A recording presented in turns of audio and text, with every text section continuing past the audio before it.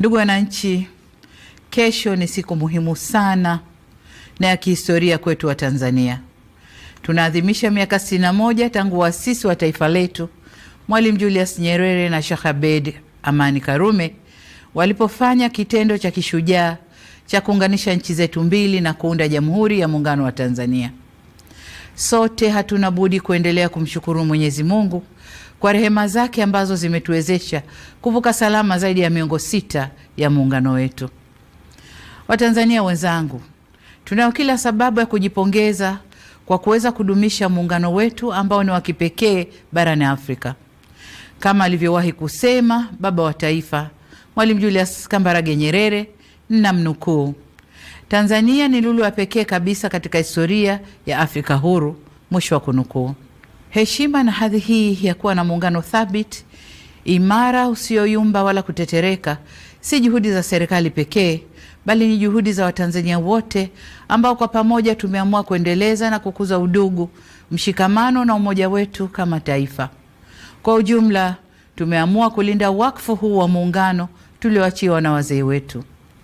Nimetumia neno wakfu kwa kuwa tunu hii ya muungano wa Tanzania uliasisiwa, umelelewa na unatunzwa vyema ili uwe madhubuti na wa kudumu. Muungano huu si mali ya mtu, ila unamilikiwa na Watanzania wote. Tumuombe Mwenyezi Mungu aendelee kuwapa mapumziko mema na ya milele waasisi wa muungano huu pamoja na viongozi wote waliotangulia mbele ya haki. Aidha, tunawashukuru sana viongozi wote ambao katika nyakati za utumishi wao kwa taifa letu waliulinda muungano wetu na kukabidhi kwetu ukiwa imara. Ndugu wananchi, hakika sote tumashahidi wa mafanikio na hatua kubwa za maendeleo ambazo nchi yetu imepiga tangu mwaka 1964. Ni imani yangu ya dhati kwamba tukiendelea na umoja na mshikamano tulionao, muungano wetu utaendelea kustawi kwa manufaa ya Watanzania wote. Wakati mlipo nikabidhi dhamana ya kuliongoza taifa hili, niliahidi kwamba serikali ninayoiongoza itaendeleza mema yaliyopita, kuimarisha yaliyopo na kuleta mema mapya. Muungano wetu ni moja kati ya mema tulioyakuta, ambapo serikali imesimama imara katika kuulinda, kuimarisha na kuudumisha. Hivyo basi ni jambo jema kufanya maadhimisho ya sherehe za muungano kila ifikapo tarehe 26 mwezi wa 4 ya kila mwaka.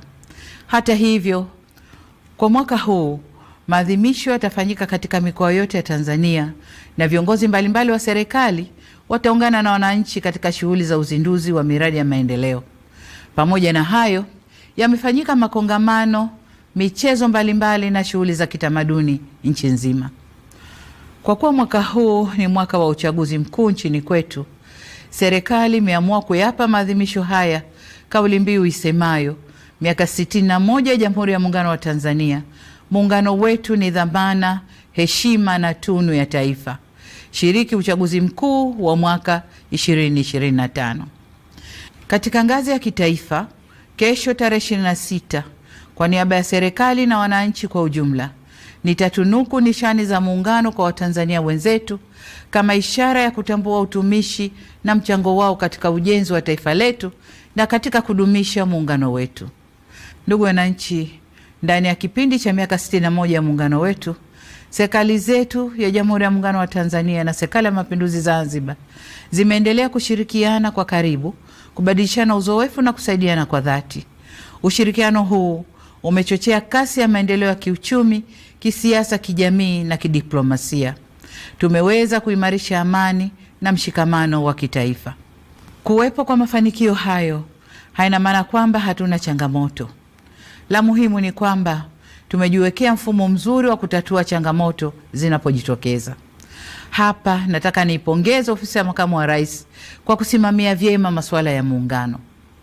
Aidha, ninawashukuru wote waliofanya makongamano ya kueleza faida, mafanikio na changamoto zilizojitokeza katika kipindi chote na jinsi zilivyofanyiwa kazi.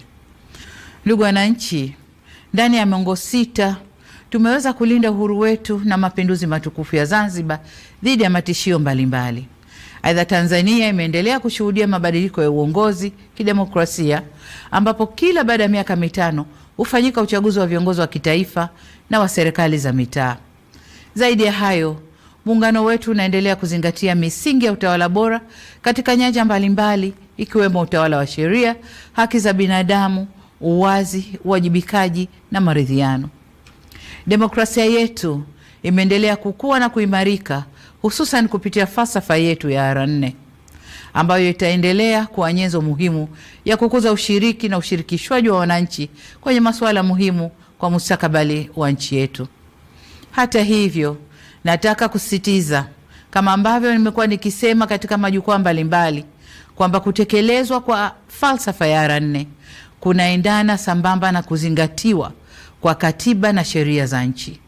Kamwe falsafa hii haiwezi kuwa kisingizio cha kuvunja sheria au kujenga mazingira yanayohatarisha amani, usalama na utulivu wa nchi yetu. Dola ya Jamhuri ya Muungano wa Tanzania inasimamiwa na mihimili mitatu ambayo ni serikali, bunge na mahakama. Kwa pamoja kama nchi, tumeamua pia uendeshaji wa shughuli za nchi yetu ushirikishe taasisi nyingine za ndani na nje ya nchi, taasisi za serikali na zisizo za serikali, taasisi za kidini na za kiraia. Shughuli zote zinazofanywa na taasisi hizi zinaongozwa kwa mujibu wa Katiba ya Jamhuri ya Muungano wa Tanzania, Katiba ya Zanzibar, sheria na kanuni zinazotungwa na miongozo na makubaliano mbalimbali ya kitaifa na kimataifa. Nyenzo hizi nilizozitaja zimeeleza masharti na mipaka ya kazi kwa taasisi mbalimbali zinazofanya shughuli zake hapa nchini.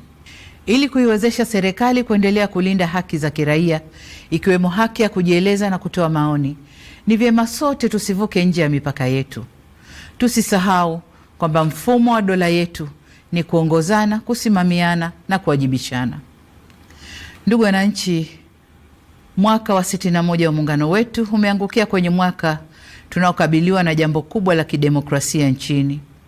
Tutafanya uchaguzi wa kuwachagua rais wa Jamhuri ya Muungano wa Tanzania na rais wa Zanzibar na mwenyekiti wa Baraza la Mapinduzi, wabunge wa Bunge la Jamhuri ya Muungano wa Tanzania na wajumbe wa Baraza la Wawakilishi pamoja na madiwani.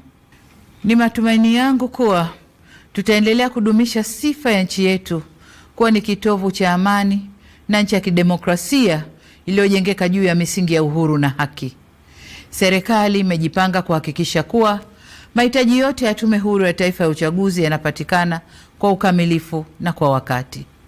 Aidha, tutafanya kila tuwezalo kuhakikisha kuwa uchaguzi unafanyika kwenye mazingira ya utulivu na amani katika kipindi chote cha matayarisho hadi wakati wa uchaguzi ili kuwa na uchaguzi huru na wa haki. Wito wangu kwenu wananchi, mjitokeze kwa wingi kushiriki katika mchakato mzima wa uchaguzi, kuanzia kujiandikisha kwenye daftari la kudumu la wapiga kura, kujitokeza kugombea na hadi kupiga kura. Niwatake viongozi, wanachama na wafuasi wa vyama vya siasa tuzingatie taratibu na sheria za nchi. Uchaguzi huu uwe ni fursa ya kuimarisha zaidi umoja na demokrasia yetu ili tupate viongozi bora na walio imara. Kamwe tusiruhusu uchaguzi huu kuwa chanzo cha migogoro, chuki, mivutano na uvunjifu wa amani ndani ya vyama, baina ya vyama au nchini kwa ujumla. Niseme kuwa hakuna aliye juu ya sheria na wote tunatakiwa kuendesha shughuli zetu za kisiasa tukizingatia kuwa amani na usalama wa nchi ndio kipaumbele cha kwanza. Ndugu wananchi, ninapohitimisha hotuba yangu, nataka niwakumbushe kwamba wajibu wa kulinda, kutetea na kudumisha muungano ni wa kila Mtanzania. Waasisi wetu Mwalimu Nyerere na Sheikh Karume waliakisi muungano kwa kauli na matendo yao. Nasi hatuna budi kudumisha tunu hii ya taifa letu kwa kuimarisha misingi ya udugu, uzalendo, amani, mshikamano na umoja wa kitaifa. Hizo ndizo nguzo zinazoleta umadhubuti na uimara wa muungano huu. Tuilinde misingi hii ili tuweze kufikia matamanio ya waasisi wa taifa letu ya kuwa na taifa moja lenye nguvu zaidi kiuchumi, kisiasa, kijamii na kidiplomasia. Kesho tunapofikia kilele cha maadhimisho ya miaka 61 ya muungano wetu katika mikoa na wilaya zetu zote za nchi nzima, nitumie fursa hii kukutakieni Watanzania wote maadhimisho mema ya miaka 61 ya muungano. Mungu ibariki Tanzania, Mungu aubariki muungano wetu, na asanteni sana kwa kunisikiliza.